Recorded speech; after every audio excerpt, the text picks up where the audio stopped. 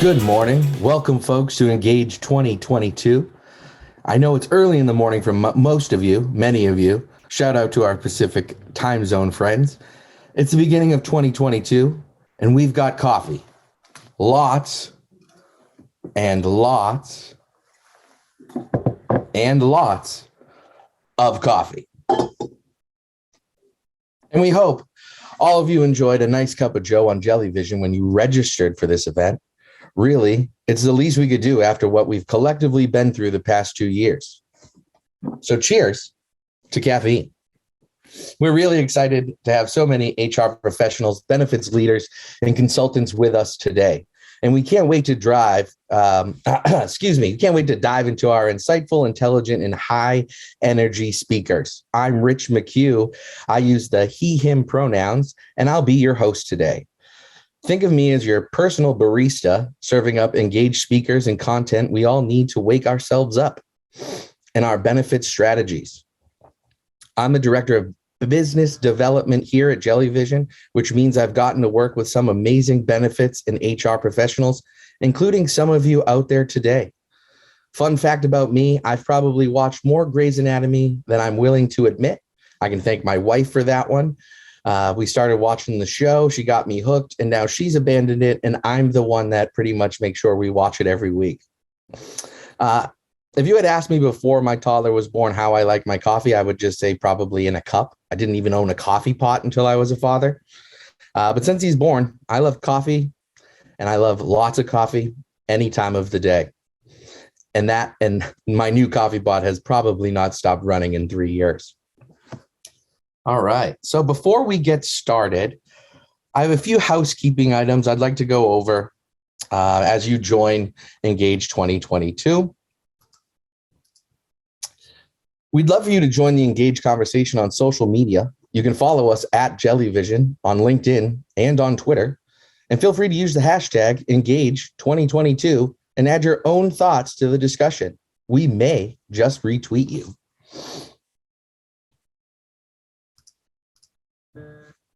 And when it comes to questions, we know you have them, and our speakers have answers. Drop them in the Zoom chat during the presentation, and we'll answer them at the end of the presentation. We also recommend using Speaker View in Zoom. My Zoom host, Alex, will drop those directions in the chat right now. Speaker View will make sure you're looking at who you want to look at, the speaker, and not my face during the presentations. We also encourage you to use Zoom emojis throughout the event, clapping, thumbs up. Let our speakers know that you appreciate them. We also encourage that you use, I already read that part. So once again, use Zoom emojis and show your speakers that you are well engaged.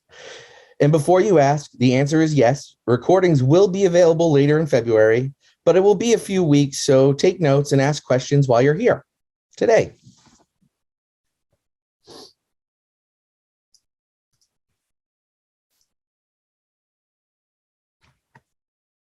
It's January.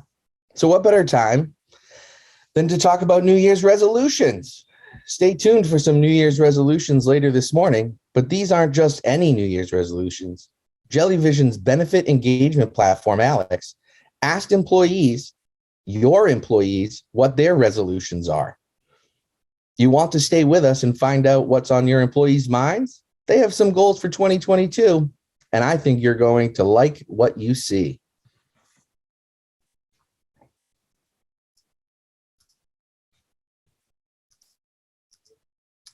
And finally, the important stuff, coffee. Since today is all about re-energizing for the year ahead, we asked a few of our speakers today how they like their coffee, and here are some of the responses. Julie likes hers black with 1 sugar. Lauren, black, no cream or sugar for her. John, keep it simple, straight up for me. A lot of black coffee drinkers on our speakers today. Must really love that caffeine. All righty. And we want to hear from you too. How do you like your coffee? What keeps you energized at work? Maybe you don't even drink coffee. Maybe you're all about that grassy matcha. Maybe you like Red Bull or a 5-hour energy shot. And maybe it's your coworker's new puppy on Zoom that keeps you energized at work. Whatever it is, hop into the Zoom chat and let us know. Your boost of energy could be just what someone on this call needs.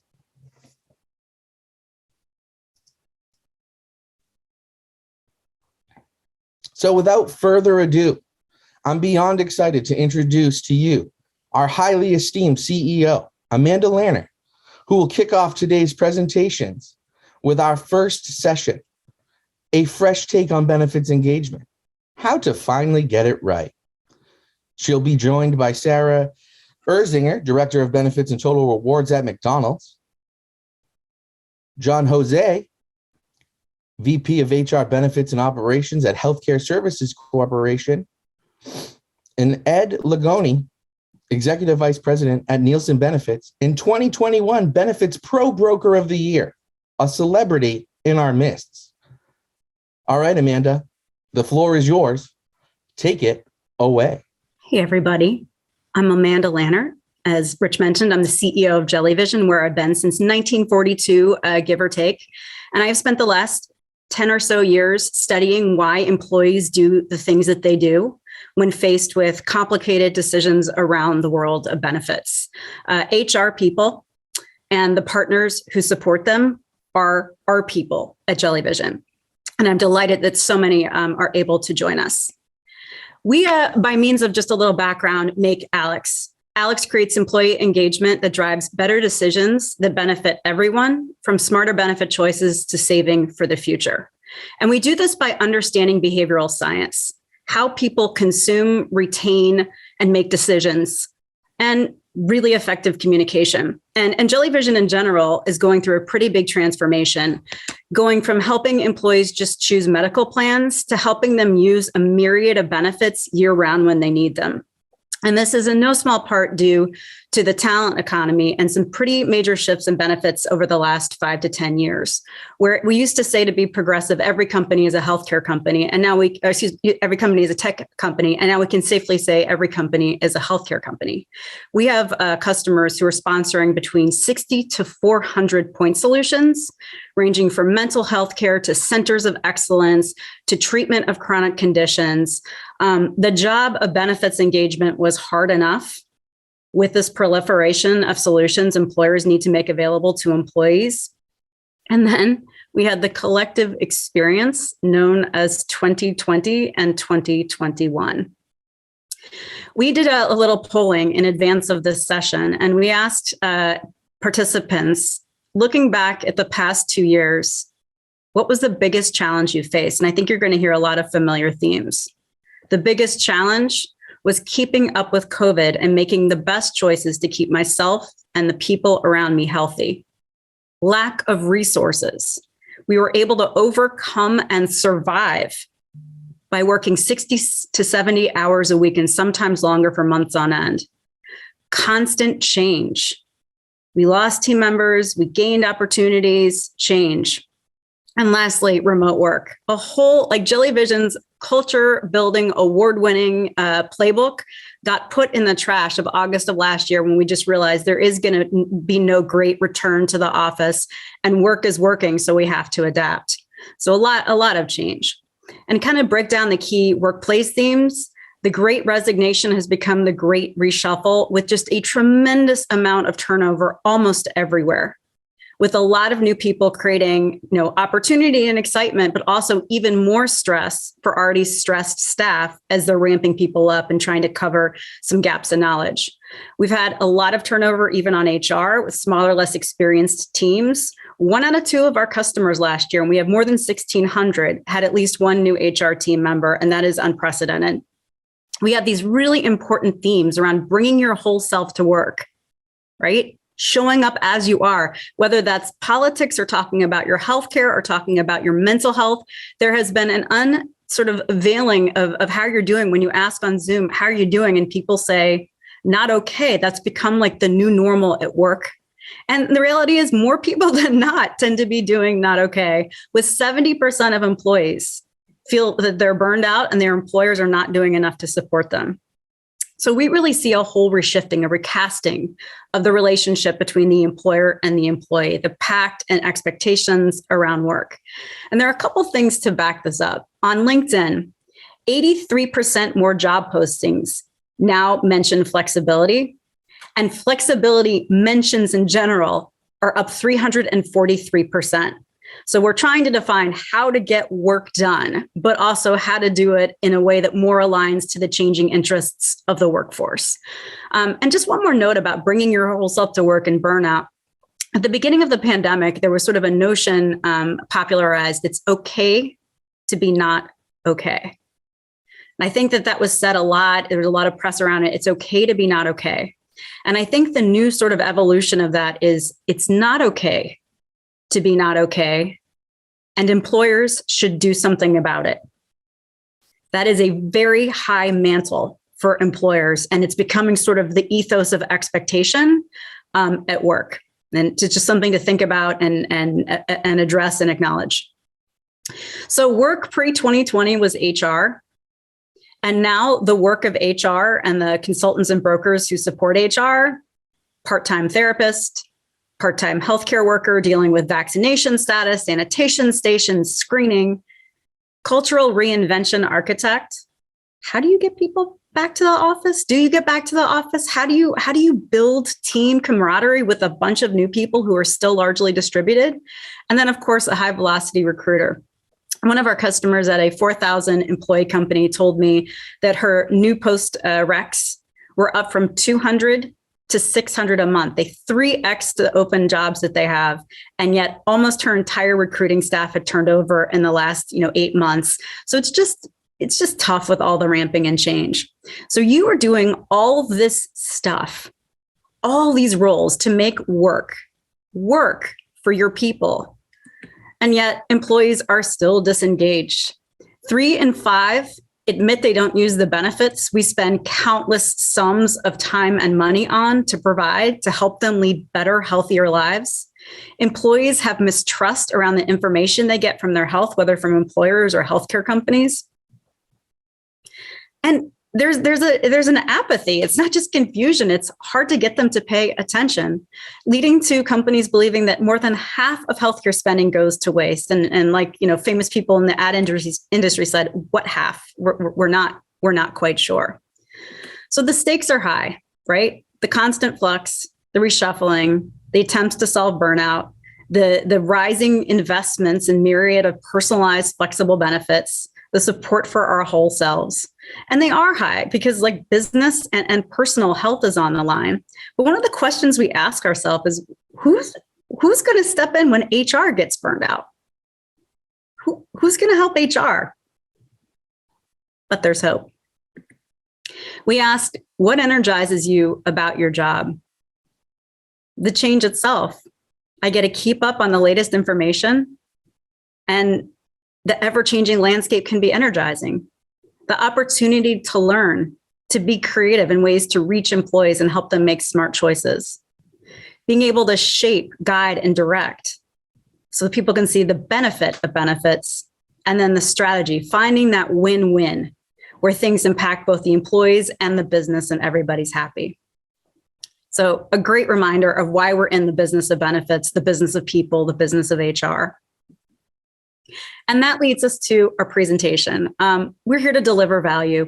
We're here to take care of people. And it's going to require some new approaches as we settle into 2022 and beyond, which is why we're so excited to have our panelists. Rich did a nice job of giving you a sense of their backgrounds, but I'll give you a little bit more of a sense of them.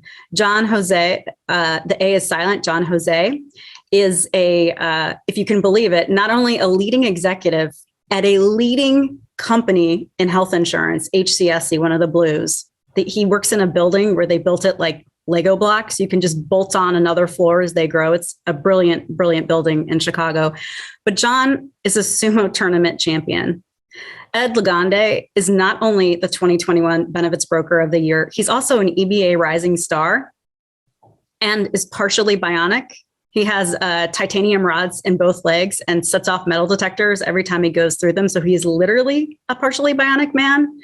And Sarah Erzinger, I don't know if you're on TikTok, but if you're on TikTok, the pandemic babies are built different.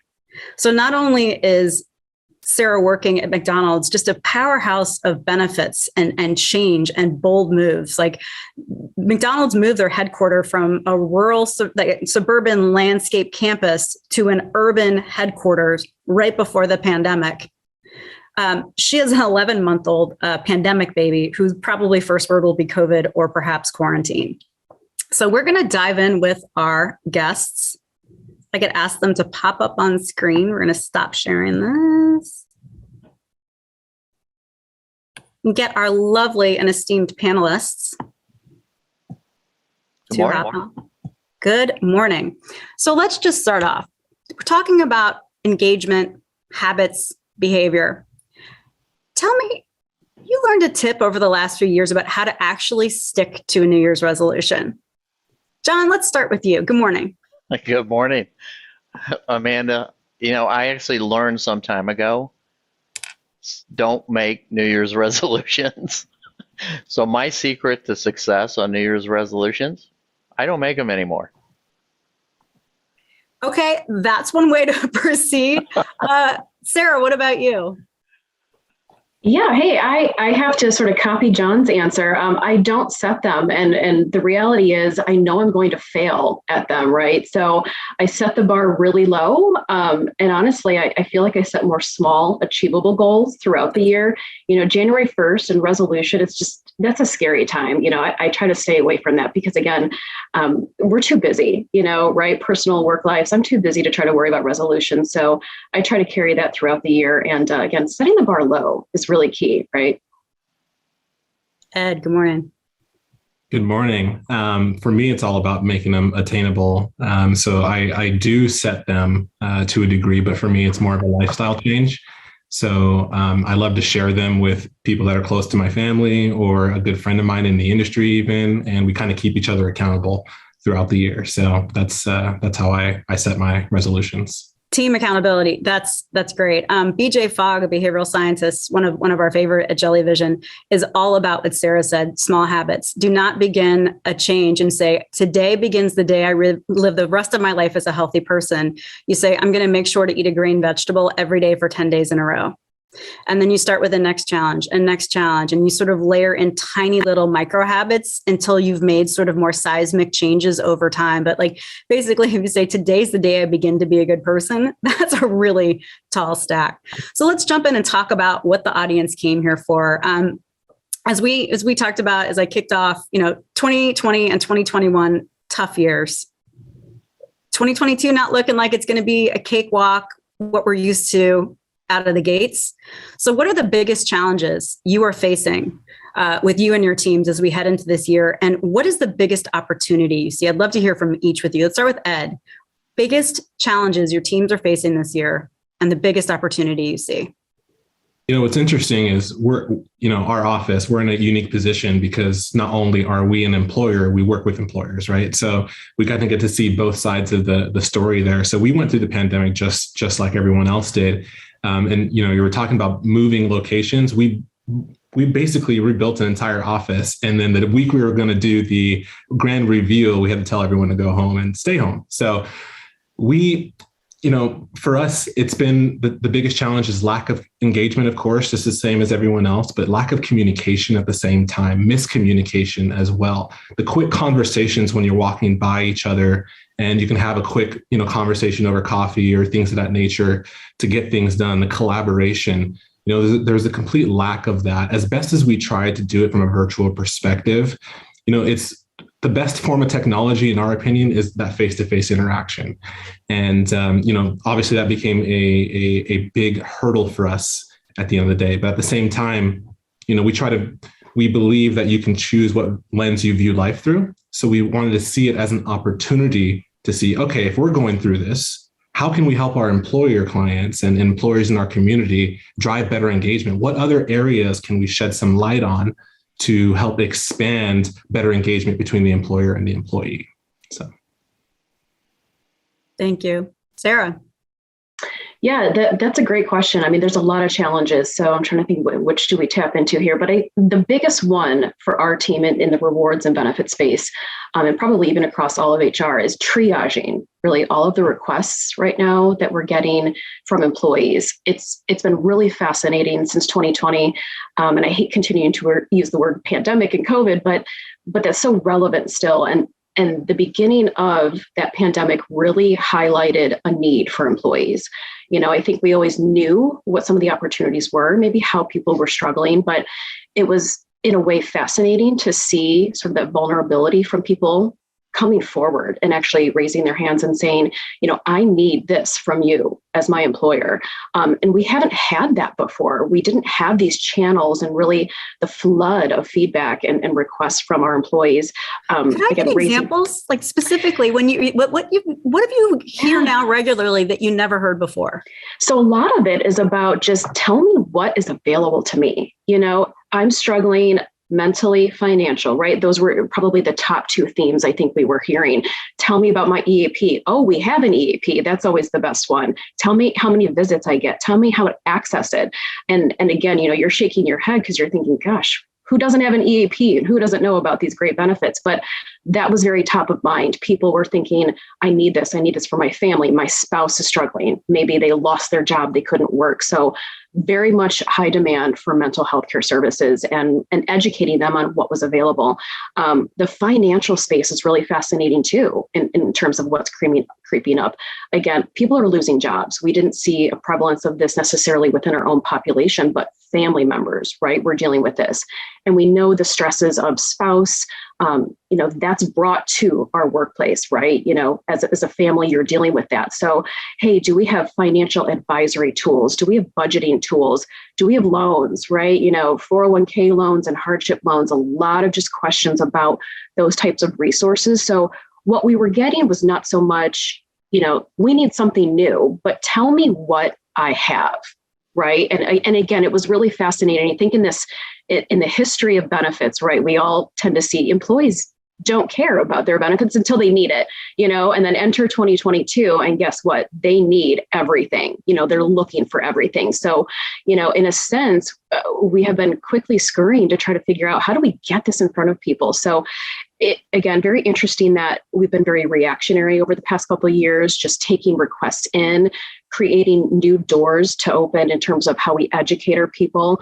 And that will continue, right? I'm hoping that we will become more thoughtful about how we educate our folks going forward. But again, it's been a really interesting last couple of years. I think the biggest opportunity, related to that for us will be how do we continue to get that feedback and then strategically react to it, right? Because again, I've got a list growing amongst multiple notepads. And yes, I still use paper and pen, of all the wonderful things that we probably could be doing to help our people. And I have to prioritize that list at this point in time. But again, managing the influx of requests, I think, we've really appreciated the honesty coming forward from our employees. And I'm happy to see that people are engaged to a level that they were never engaged before. It might not be what I was looking for and hoping for all along, but it's been a fascinating couple of years. John, thank you, Sarah. John, challenges and opportunities. Yeah, so Amanda, certainly what Sarah and Ed shared resonate well with me, but two things that come to mind. One is uncertainty, and the other one is complexity. And, now more than ever, the last 2 years, uncertainty has been just crazy, right? Not just all our employees, but even ourselves. So from one day to next, we don't know what new legislation is going to come down the pike. We don't know what the pandemic will bring. We started with, at the beginning of the pandemic, we sent every employee to work from home. And we're an organization that has been fairly heavily in office, just like Ed mentioned.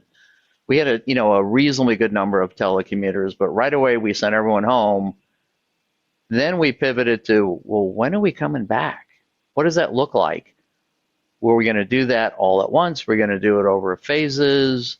I bet a single day didn't go by that our employees didn't ask a million questions. One of them was, do we have to come back to the office? When are we coming back to the office? when we come back, what's it going to look like? What are you doing to protect us? What are you doing to keep us safe?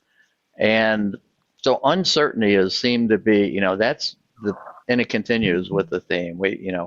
A week doesn't go by that something doesn't change. We've all been following the legislation on, whether it's the ETS or the federal mandates on healthcare workers or government contractors. Uncertainty just is a theme, and across our employee population for their own health and well-being, it's been a tremendous theme throughout this, and one that is creating a tremendous amount of stress on not just HR and our benefit professionals, but all of our employees and their families. And then complexity seems to be getting higher and higher as time goes on. And I, continue to try to remind myself that we need to keep it simple. We need to communicate frequently, communicate with clarity, and try to bring as much simplicity and certainty we can to the lives of ourselves and our employees. Now, John, you had mentioned in our pre-call that benefits engagement, getting employees to actively pay attention, understand, appreciate, use benefits, you called it the Holy Grail. And I'd love to kind of hear from you. Why is it so hard, right? If you have people, I've heard about needs, employees have needs, employers have stuff, just massive amounts of stuff. And I'm like, why is it so hard? Like, EAP, is it simply that it's the worst named program ever made available to employees? Like EAP as an acronym makes no sense. And if we called it the Human Help Hotline, like it's a helper hotline, and we just said that's what it is. Call the helper hotline. I mean, is it naming? Is it trust? Like, how do you break down the problem that we have to solve to match all these people and all this stuff that adds value to their lives? Yeah, engagement is really at the heart of our strategy here, and what we're really trying to drive, what we're really trying to solve for. And I kind of liken that, as you mentioned, it's almost like we can't get an A on that front. Doesn't mean we're not going to try, and we do everything we can to drive engagement. But that being said, Sarah touched on something, and this is true in terms of it's at that moment of truth when someone needs to know what's available to them. They need to know, how do I solve for whatever my issue is? It's having that information ready, available, and clear at that moment of truth. And so we can communicate every day, and we need a certain level of persistency because there's so much that we all consume every day. We were talking, the other day about years ago, the way that we all connected, it was telephone, in person, maybe through the mail. In today's world, there is so much information, so much readily available through so many sources, whether it's all the social media channels, all of the email, all of the other sources. Every one of us is just inundated. We can't consume it all, and we can't retain it all at any point in time, which gets me back to repetition, clarity, simplicity. We got to do everything we can to keep this as simple and clear as we can, and make sure we have a persistency around it that we win more often than not. But it's the hardest thing we do from my perspective. So we go back to that job description and we add world-class marketer as another bucket under what HR has to do besides healthcare worker, high velocity recruiter, cultural reinvention champion. Hey, Ed, I'd like to kick it over to you and change gears and get down to brass tacks. One of the reasons employers offer all of the stuff is because of the rising costs of healthcare, right? We're trying to control the cost curve, giving people a quality of life, making them have a stronger relationship with the employer. What strategies are you seeing moving forward? There's so many different models, reference-based pricing. Like, what really is going to be broadly applied to help employers take care of people while managing the cost of healthcare? Absolutely. I think it's going to be something we're going to be dealing with for a long time. However, what I appreciated, not saying that I would ever wish a pandemic on anyone, is that it allowed employers, or it basically forced employers to take a look at their second biggest line item expense. What are we actually doing with this, and how much return on investment and engagement are we really getting out of it? And the other problem we're seeing is, products like a medical plan, a dental plan, or things of that nature are just a means to an end and not necessarily driving to the actual solution at the end of the day. We're throwing product at a problem rather than trying to figure out the why at the end of the day. If we want to enhance the employee experience, just offering a medical plan isn't necessarily the way to do it. What are the mechanics of that medical plan? With someone that may be dealing with diabetes, or someone that maybe has kidney disease or something of that nature, how can we help that member and their family deal with that diagnosis and make sure they divert away from dialysis and things of that nature, right? So we need to actually unpack the solution and look for all the different levers we can pull and make it a controllable cost, for one thing. So we need access to transparency. So if employers are open to looking at that transparency and realizing, what, we actually have the ability to pull these levers, control the cost, enhance the member experience, and also drive high quality care, you're going to continue to bend that cost curve down. There's a common misconception that the more something costs, the better quality you're going to get. That is not the case. That is a myth we're trying to debunk in our healthcare industry and things of that nature. There could be several hospitals, or several clinics, or several providers in your community that are providing high quality care at a much lower cost than maybe the big names are, and something of that nature as well, right? So you have to just think about it from, basically just take that extra second, work with your benefit advisor, and unpack the actual solution and figure out why you're offering it in the first place. Look at your demographics, get feedback from your team, and then start putting it all back together, if that makes sense. So. With all due respect, it sounds like a lot of work. And I don't mean to be negative, but that just sounds like a lot of work.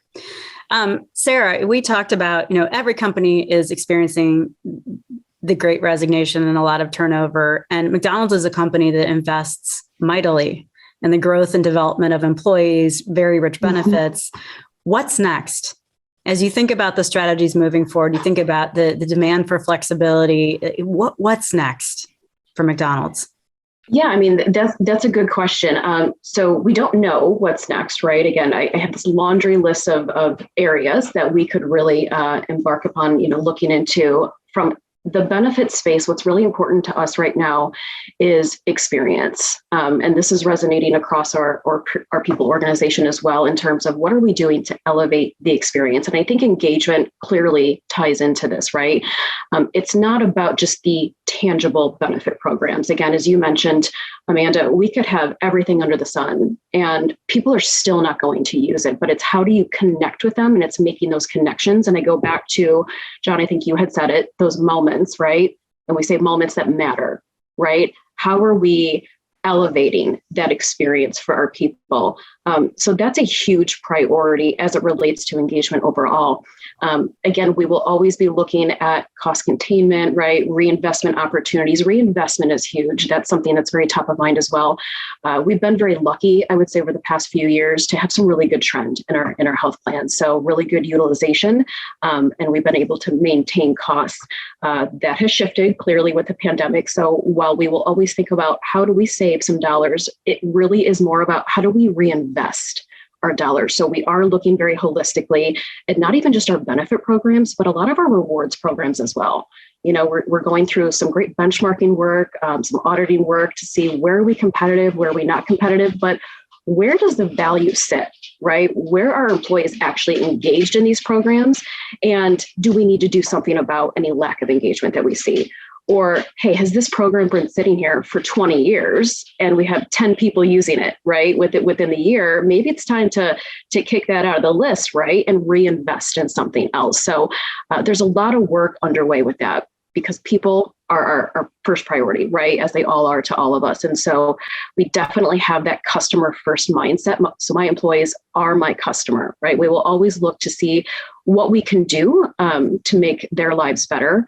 And from really a well-being perspective. So there's that fun, shiny word, right? That's creeping up in a lot of our organizations these days, whether it's wellness or well-being, but well-being is a huge priority for McDonald's. When I think about, that whole person or whole centered approach, right? It's not about tweaking the medical plan, the deductibles, and out-of-pocket maxes anymore, right? We are past the design. We are more shifting that gear, again, like I said, into the engagement and the experience area. So it's about finding the right value, right, to add to the total EVP and position that accordingly. And ideally, my goal is to make people feel like we have crafted their benefits for them. At the end of the day, I think this is really huge, and I think this goes back to why you see a lack of engagement, because one of my theories is that employees often believe, as their employer, we're trying to pigeonhole them into a certain plan, right, or program. And there's this lack of trust, right? You've got tools, and maybe in the back of their mind, they're sort of saying, well, why is this tool showing me this? And we've experienced this, people don't take the voice of the employer, right, as the truth. They actually look to their trust circle, which is oftentimes peers or their managers. We see that all the time in our restaurant population, which is fascinating. They don't go to the tools that we roll out to them. They go to their managers and ask, what should I enroll in? What benefits should I use? So it's really fascinating. Again, I think it's going to be a lot in the space of experience in 2022 and how we really step up our game in that area. John, what about you? What's next? You're sitting, at a company that offers these plan designs. You got to be at the forefront of it. What's next on the horizon?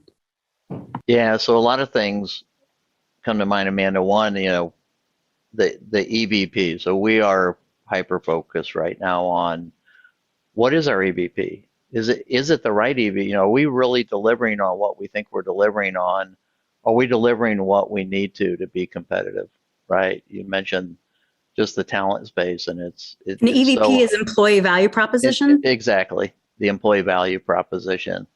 So I think that is really hot right now. Certainly, engagement continues to be hot. Ed mentioned this, getting clear on what are we solving for here.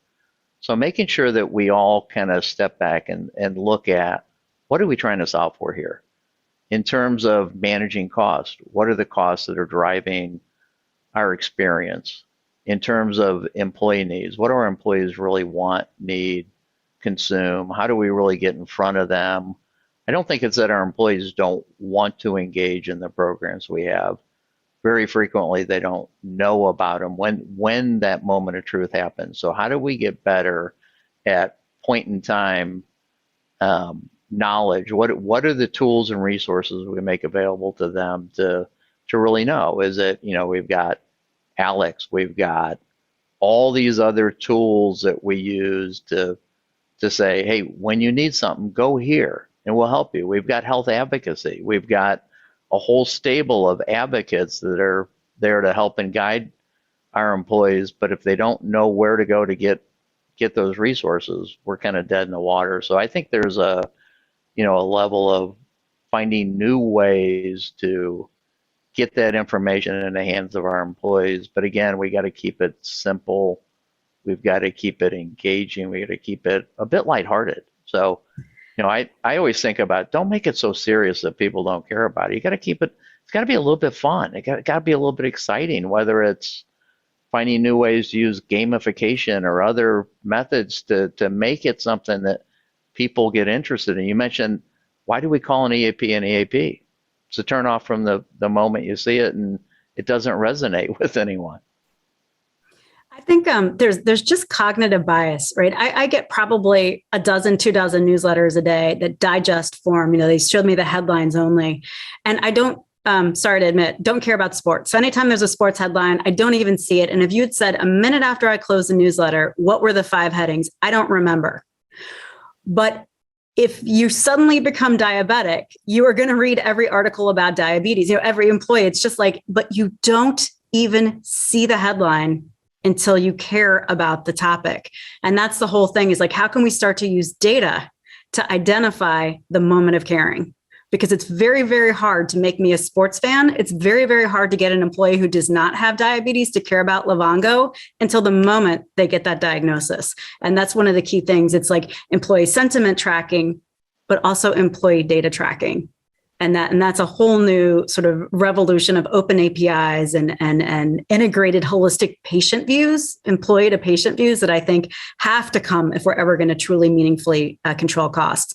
So we're coming up on an end of time. I'm going to do a speed round of 3 questions.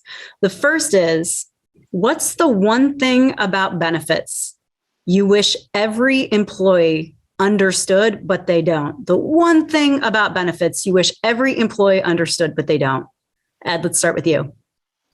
It's not cheap. Sarah. Be quick. No, I love that. But besides not cheap here, benefits are for them, right? I design benefits for our customers or people. I work for them. So it is really for them. It's beautiful. John. I would say you don't have to be the expert. We have people who are. You just need to know where to go to get help. And we have plenty of resources. What's the one thing you wish every CEO understood about benefits, but they don't? John. It's not that easy. It's really not. It's very hard. Sarah. Quality is better than quantity. I can't stress it enough. Again, it's not about adding to, it's quality, it's value. Ed. I was just going to say there's no one size fits all solution. Every employee is in a different life stage, so we need to meet them where they are. And lastly, if you had to write the definitive book on employee engagement and benefits for the 2020s, what would the title be? The definitive book on employee engagement and benefits for 2020s, what would the title be? Ed. Tough one. I land on think and engage. So. Sarah. The title would be "Don't read this book because it didn't work." Right? It would be one chapter, and the rest of it would be blank because there's no silver bullet for this. No silver bullet. Got it. John. I think mine would be, let's focus on the underlying issues. Awesome. So as we wrap up, I really thought that our prior conversation felt a little bit like group therapy. And there really was, like, titans of industry are going through the exact same themes as early stage, mid stage, big, small, like we're all kind of in this boat together. Any parting wisdom that you can share? Like, John, what keeps you inspired? So what keeps me inspired, I think, in part is every day I come to work and there's something new and different. That is fun and exciting.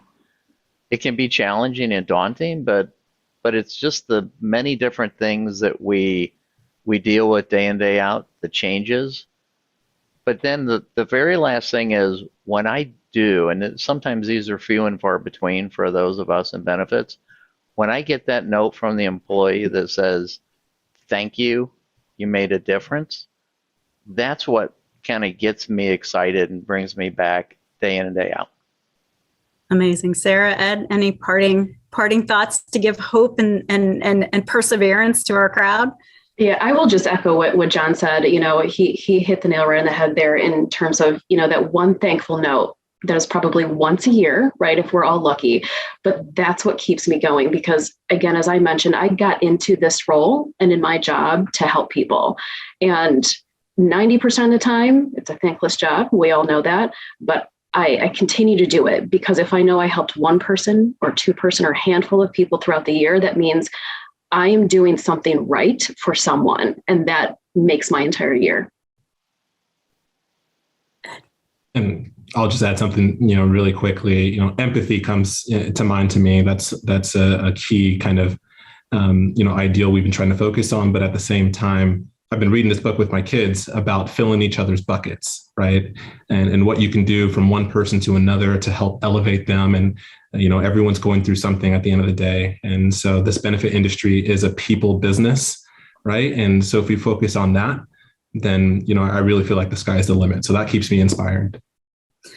Wonderful. Thank you. I think of HR as the essential frontline workers of business.